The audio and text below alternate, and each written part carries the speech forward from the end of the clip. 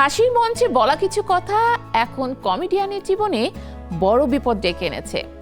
টলিউডের roast শোতে এক অভিনেতা ও তার পরিবারকে নিয়ে মন্তব্যের পর শুরু হয় তীব্র বিতর্ক।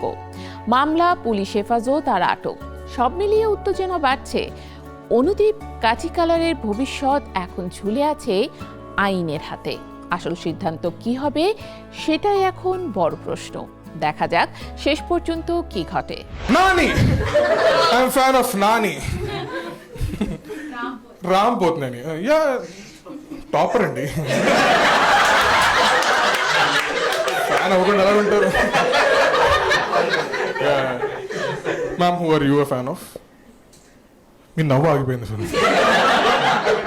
হাসির মঞ্চ যখন আদালতের কাঠগড়ায় দাঁড়িয়ে যায় তখন বিনোদনের ভাষাটাই বদলে যেতে থাকে। ঠিক এমনই এক অস্বস্তিকর বাস্তবতায় এখন দক্ষিণ ভারতের স্ট্যান্ড আপ কমেডি জগৎ।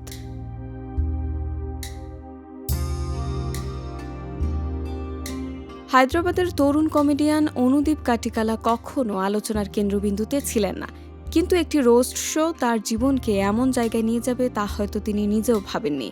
সিলি সাউথ কমেডি ক্লাবের প্রতিষ্ঠাতা অনুদীপ স্থানীয় সংস্কৃতি ও সিনেমাকে নিয়ে ব্যঙ্গ রসিকতা করতেন নিয়মিত, কিন্তু সমস্যা শুরু হয় টিলিউড রোস্ট শো থেকে। এই শোতেই তিনি টলিউডের জনপ্রিয় মুখ, বিশেষ করে পাওয়ান কল্যাণের ব্যক্তিগত জীবন নিয়ে মন্তব্য করেন। একাধিক বিয়ে, বিচ্ছেদ ও পরিবারের সদস্যদের নিয়ে করা কিছু রসিকতা মুহূর্তেই বিতর্কের আগুন জ্বালিয়ে দেয়। রামচরণ সহ কনিটেলা পরিবারের অন্যান্য সদস্যদের নিয়েও করা মন্তব্য ভক্তদের একাংশকে ক্ষুব্ধ করে তোলে। দেখতে দেখতে সেই ভিডিও ছড়িয়ে পড়ে সোশ্যাল মিডিয়ায়। হাসির জায়গায় তৈরি হয় ক্ষোভ।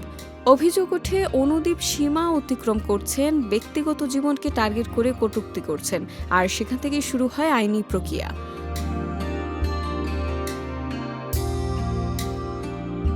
11 এপ্রিল পূর্ব গোদাবরীর এক জনসেনা পার্টি কর্মীর অভিযোগের ভিত্তিতে কাকিনাড়া থানায় মামলা হয়।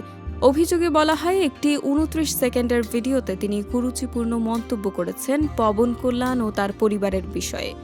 এরপর ভারতীয় ন্যায় সহিংসতার একাধিক ধারা ও আইটি আইনের 67 ধারায় মামলা রুজু করে পুলিশ।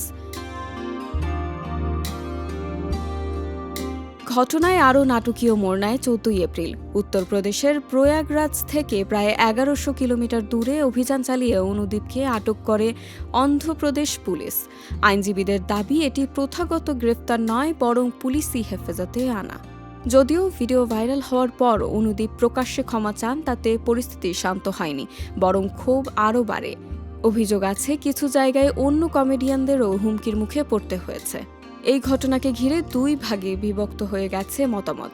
একদিকে রাজনৈতিক সমর্থকরা অনুদীপের বিরুদ্ধে কঠোর শাস্তি দাবি করছেন, অন্যদিকে শিল্পী ও কমেডিয়ানদের বড় একটি অংশ বলছে এটি বাক স্বাধীনতার উপর চাপ।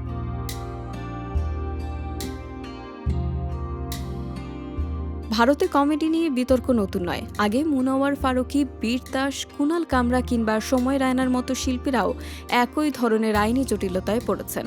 সব মিলিয়ে প্রশ্ন এখন একটাই, হাসির মঞ্চ কি সত্যি আর হাসির জায়গা, নাকি প্রতিটি রসিকতার পেছনে লুকিয়ে থাকে সম্ভাব্য বিপদের ছায়া? কারণ এই গল্পের শেষ দৃশ্য এখনও লেখা হয়নি, আর সেটাই সবচেয়ে বড় অনিশ্চয়তা।